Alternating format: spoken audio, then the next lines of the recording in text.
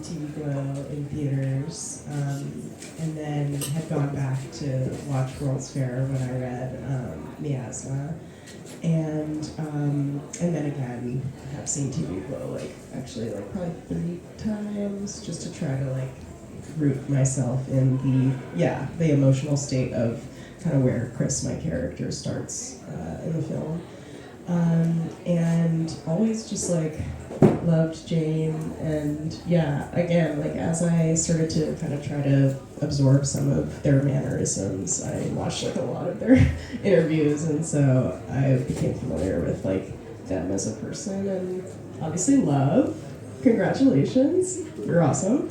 And so going in, I was familiar mostly with TV Glow, and then got to expand my understanding of their work as a person. Yeah, and Gillian, I'd love to hear the same and how, what your first meeting with Jane. I had a similar experience. I had seen TV Glow and felt like I understood it, and it felt like there was a lot of recognition for me in it. And then when the offer came, I had a Zoom with Jane, and it was a really lovely long Zoom. And I also felt like we kind of got into a groove that was very both educational and I felt like in some ways we spoke a similar language just around around music and cinephilia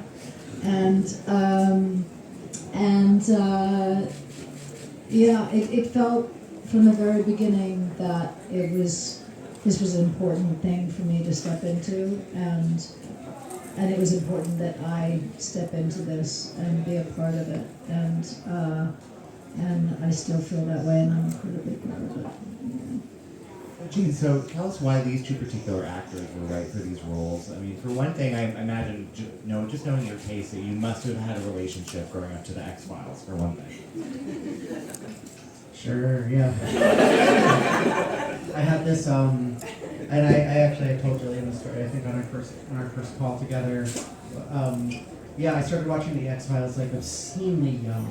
I was 8 or 9 years old, and I remember the first time I stayed up to watch it, and I was just that's where I want to be at 9 p.m.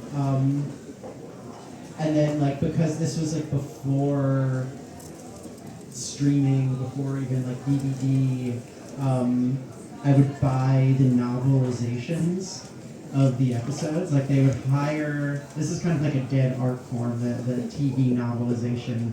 They would hire an author to write a novel version of an episode of TV. And it'd be 150 pages. And it's kind of an interesting art form, I digress. But I had one of the episodes of the X-Files, which was my most prized possession. In the 4th grade, they told us, bring in a book that represents who you are on the first day of class. And I remember bringing this X-Files novelization, and there's this kid, and then we sat in these little tables, and there's this kid, Billy Osborne, who his thing was he was on the football team and he drove a truck. That was later on, not in 4th grade.